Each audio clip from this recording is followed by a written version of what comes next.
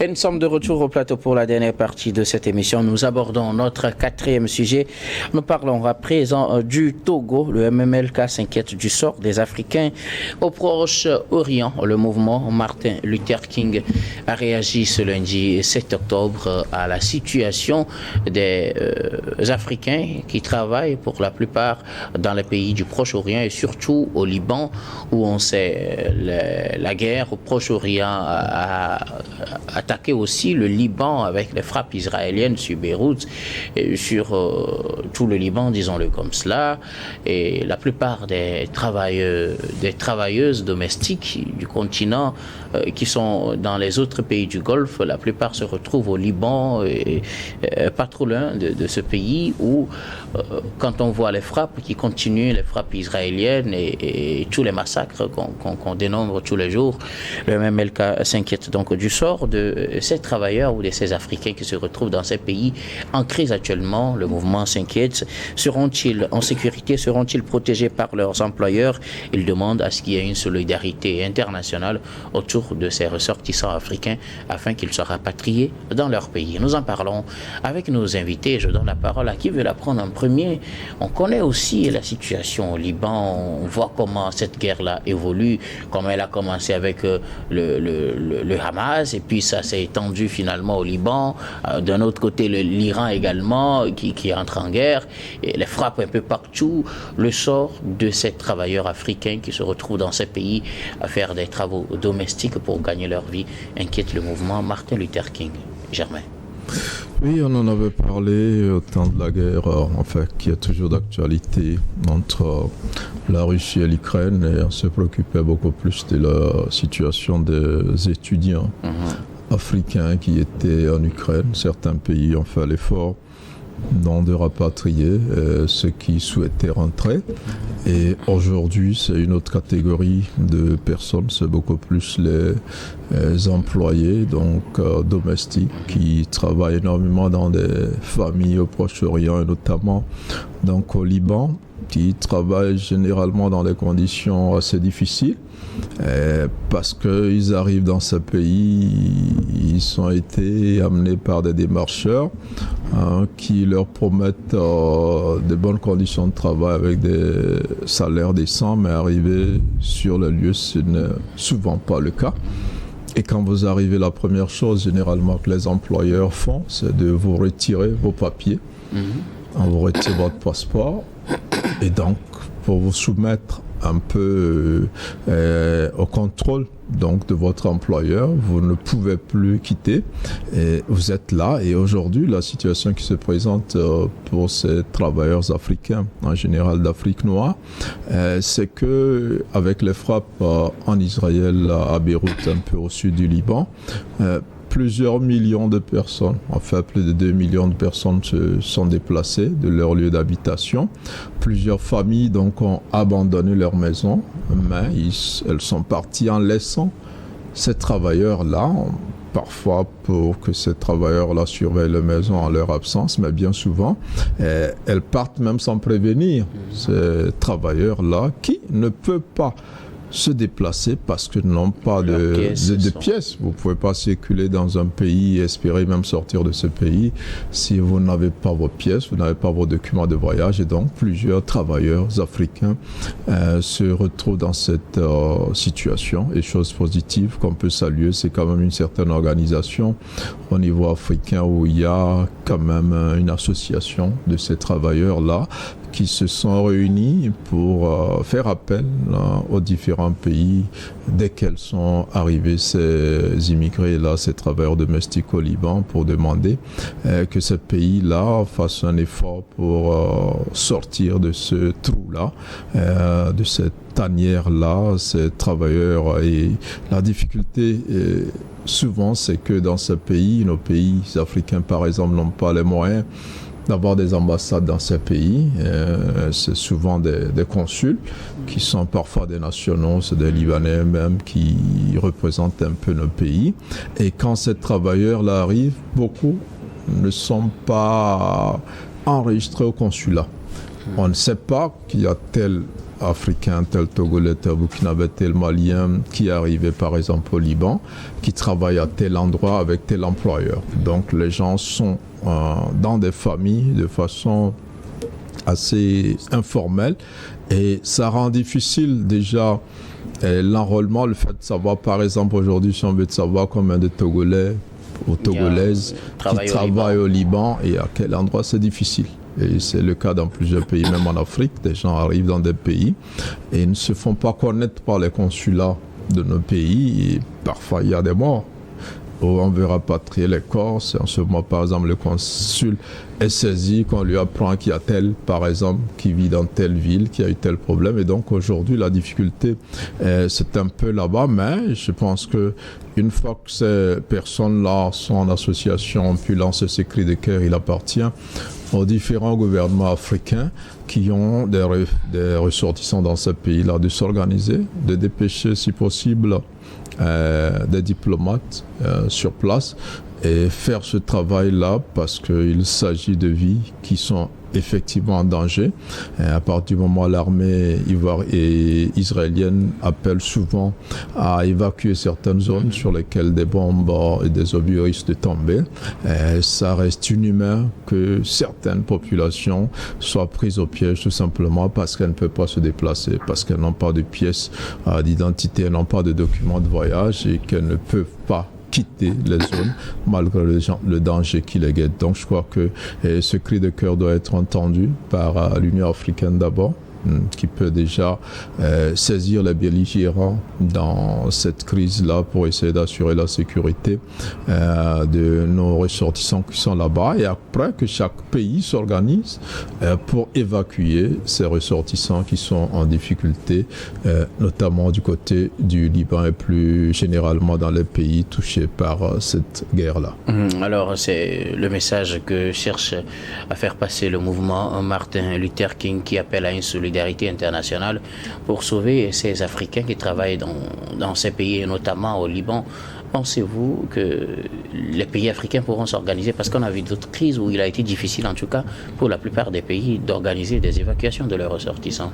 Non, il faut s'organiser. Peut-être la difficulté qu'ils auront, comme je l'ai dit, c'est qu'ils ne savent pas quels ressortissants et dans quel coin du Liban, parce que les gens, quand ils arrivent, généralement, ils ne se signalent pas au niveau du consulat, c'est la difficulté. Mais après, et comme je le disais, il y a une certaine organisation au niveau africain, au Liban, une association qui s'exprime déjà au nom de ces ressortissants-là, qui, à mon avis, pour être un interlocuteur crédible, qui peut pouvoir indiquer, peut-être pas dans tous les endroits, mais à tel endroit au Liban, il y a telle nationalité africaine donc qui sont en difficulté.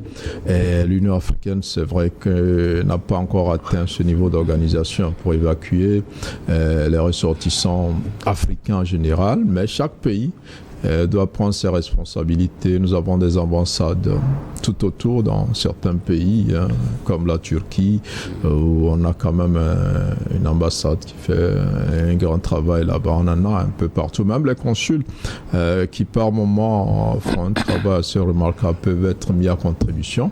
Et donc, à l'échelle continentale, essayer, mais après, il appartient à chaque pays de prendre au sérieux le cri de cœur donc, de ses ressortissants et donc de pouvoir dépêcher une mission, pourquoi pas, évaluer la faisabilité et après mettre à disposition donc, les moyens pour sortir. C'est vrai, c'est difficile aujourd'hui, par exemple, pour des avions d'atterrir au Liban. Plusieurs compagnies ont annulé leur vol. Mais si l'Union africaine négocie une petite trêve ou ne serait-ce qu'un couloir donc, pour pouvoir évacuer ces ressortissants-là, ça serait une très bonne chose. Firmin Tekou Agbo, le mouvement Martin Luther King s'inquiète du sort des Africains qui travaillent dans les pays du Proche-Orient, surtout au Liban, où les frappes israéliennes continuent et on ne sait pas quel sort les attend, il faut le dire comme ça, puisque tous les jours les frappes s'accentuent. Ces travailleurs sont-ils en sécurité? Le mouvement demande est-ce qu'il y ait une organisation, une solidarité internationale pour prendre en charge leur vol et les ramener dans leur pays. Est-ce que ces Africains eux-mêmes affichent déjà ou affichent-ils cette envie d'être secourus? C'est la question. Pensez-vous que dans une telle situation, sous le coup de ces bombes, quelqu'un aimerait rester à Beyrouth, par exemple, et ne pas être peut-être rapatrié, même si c'est pas au Togo, aller peut-être en Turquie ou aller dans un autre pays en attendant que la situation ne se calme? Est-ce qu'il se pose toutes ces questions-là? Parce que nous, Africains, c'est un peu compliqué par rapport aux Occidentaux, par rapport aux autres continents, en fait. C'est un peu compliqué par rapport... Si on n'arrive pas à s'organiser, c'est parce que jamais pour développer toute une série de choses. Je ne voudrais pas revenir sur ça. En fait, il faut que celui-là qu'on veut sauver manifeste cette volonté d'être sauvé. Si la personne ne veut pas qu'on le sauve, vous allez faire comment?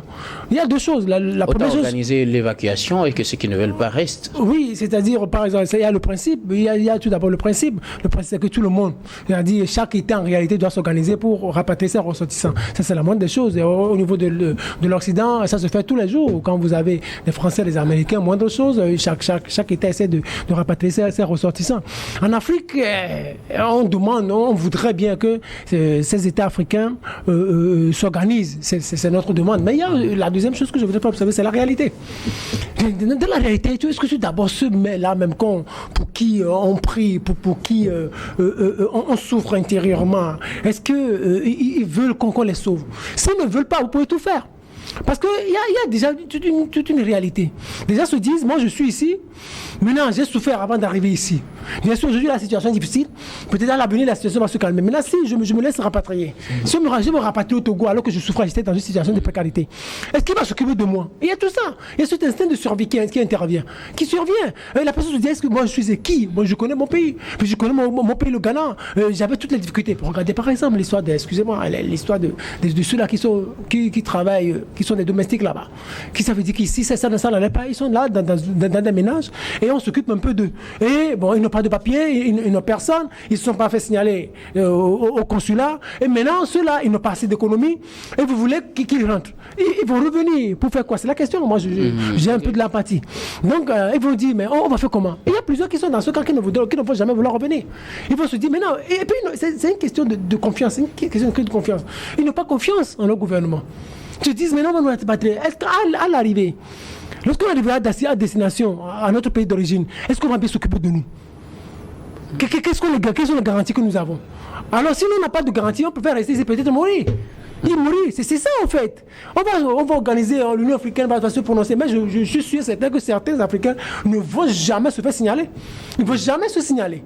Alors que pour se signaler, il suffit juste que les consulats s'organisent avec peut-être une association ou avec les médias dans ce pays en disant que si vous êtes africain, venez vous enregistrer ici. Si vous êtes africain, sur les médias, radio, télévision, sur les sites internet et tout ça là, avec les smartphones, si vous êtes africain, il y a un numéro qui circule, appelez ici, et puis venez vous assurer. Et puis ça va être tellement facile. Mais je suis sûr certain qu'il y a des Africains qui ne vont jamais se signaler parce qu'ils n'ont pas confiance en leur état d'origine. Il y a des gens qui sont partis. Est-ce qu'il y en a qui vont quand même le faire? Oui, il y a des qui vont le faire peut-être, mais à condition qu'ils aient une certaine garantie, qu'ils se disent au fait, à l'arrivée, on peut, dans notre pays d'origine, on peut se reprendre, on peut se refaire. Mais si il n'y a pas tout ça, peut-être les personnes âgées, mais les jeunes qui se cherchent, les jeunes domestiques et autres qui se cherchent, peut-être les jeunes footballeurs qui sont là, c'est ça aussi. Les jeunes footballeurs qui sont là, il y a plein d'Africains footballeurs qui sont allés là, qui se cherchent, qui jouent dans des petits clubs, qui arrivent à joindre les deux bouts. Mais quand ils vont revenir ici, c'est Dandito ou de Koroki, Métété qui vont jouer. C'est des questions qu'il faut se poser. Donc il y a tout ça là. Qu'est-ce qu'on doit faire pour ces gens-là? Non, ce qu'on doit faire, c'est l'État. Les laisser là-bas ou les ramener? Non, pas du tout. C'est l'État qui doit rassurer au fait. La responsabilité est comment l'État? En quoi faire? Rassurer en leur disant que oui, revenez.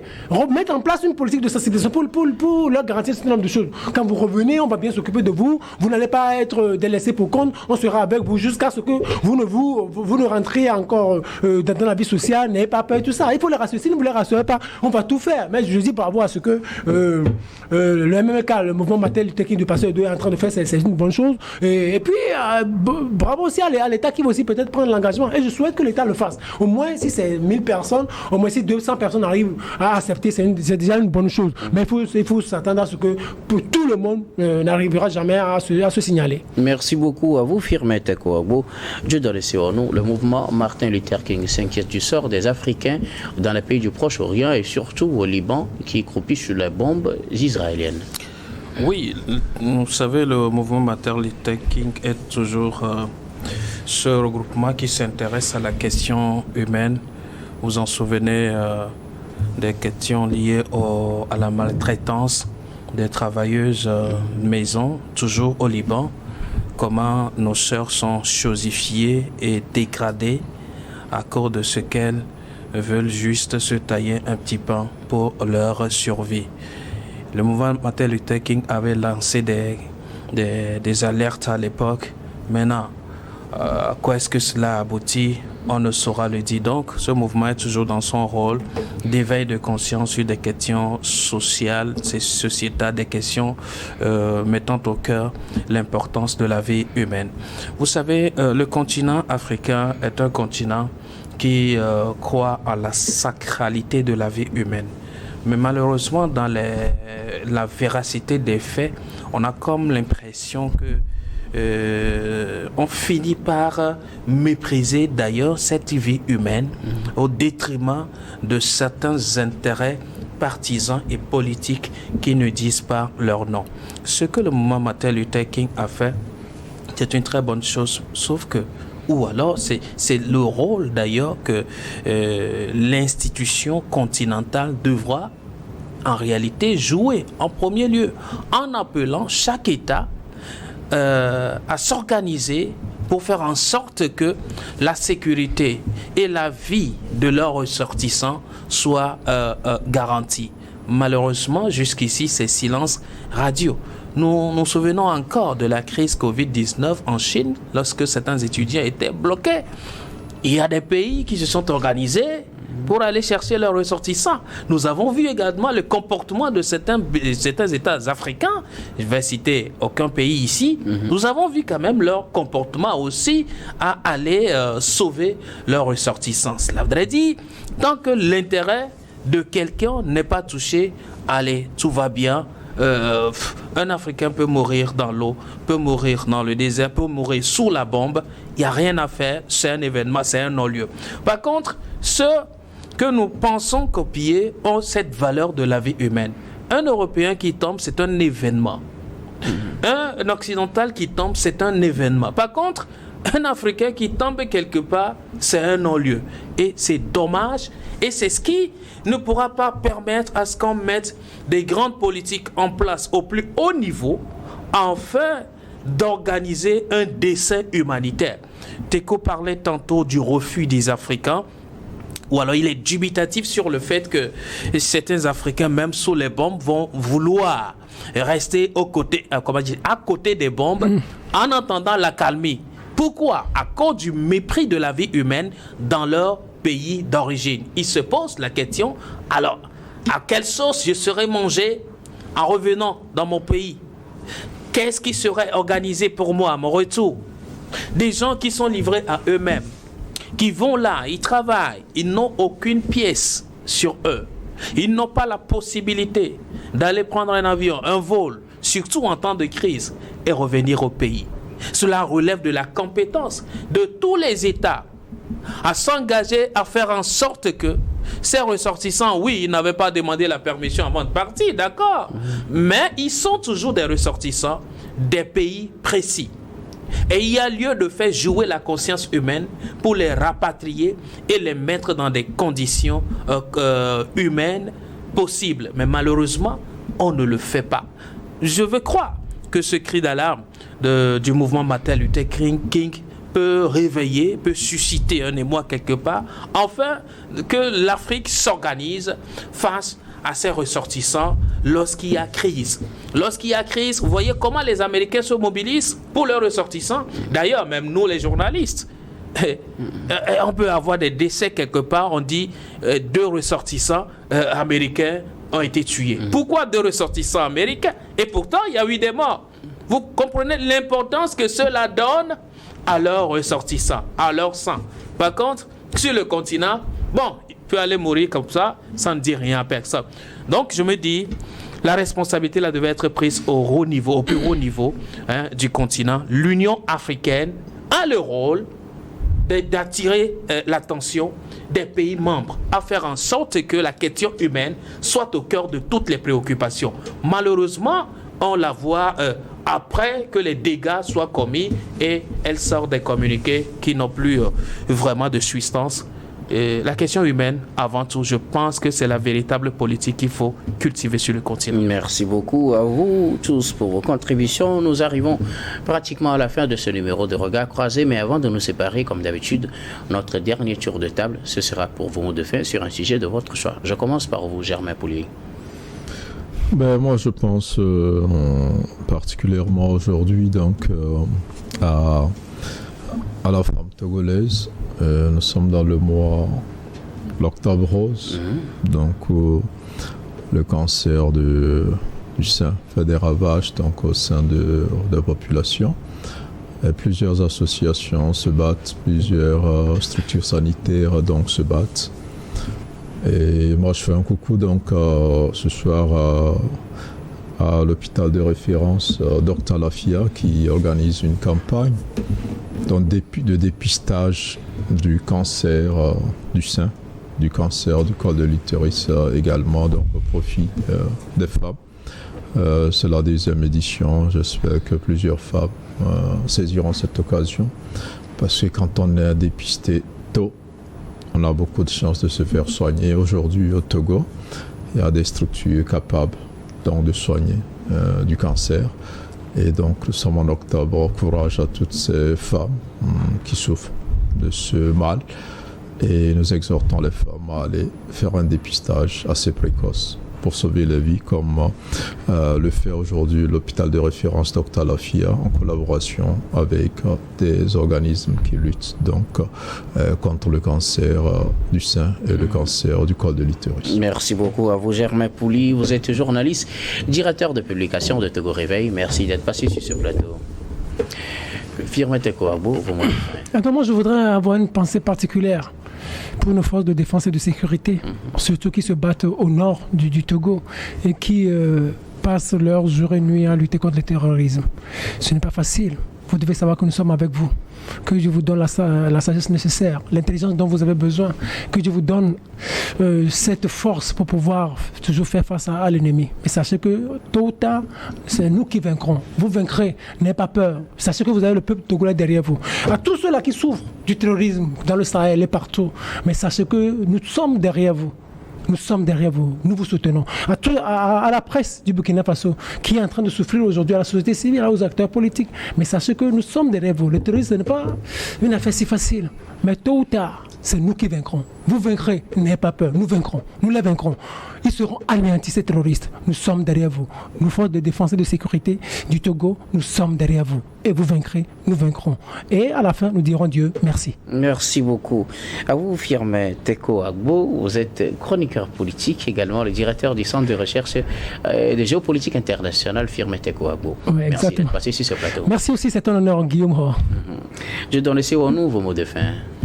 Non, Guillaume, moi je voudrais avoir une bonne pensée à l'égard de certains jeunes qui s'affirment sur le terrain de la robotique et qui veulent aujourd'hui que la robotique soit citée parmi les sports nationaux.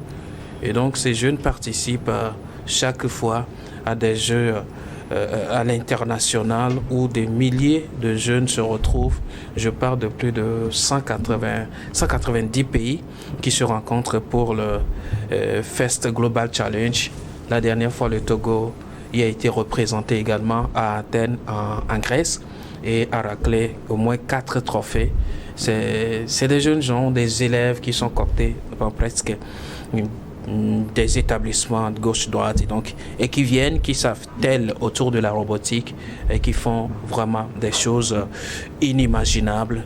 Le Togo a encore beaucoup de talent à entretenir, à cultiver et puis à faire en sorte que nos exploits à l'international puissent être véritablement affichés. Et cela, c'est sous les houlettes du jeune Oloro à Tanlé, qui a toujours accompagné cette équipe de jeunes qui travaillent dans la robotique.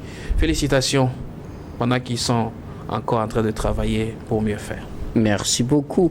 Dieudonné Sewonou, vous êtes journaliste et directeur général des Lions Service. Merci beaucoup d'être passé sur ce plateau. C'est moi qui vous remercie. Nous disons également merci à toutes les équipes techniques et rédactionnelles qui nous ont aidés à préparer et à présenter cette émission. Merci à Yves Kofi Maungnon Adjo à la réalisation, à Gaston Wafano et Richard Amedessou à la diffusion, à Fofo Golo et à Rebecca Vesso à la caméra. Et surtout à vous, très chers téléspectateurs, de nous avoir suivis. C'est la fin de ce numéro de Regard Croisé.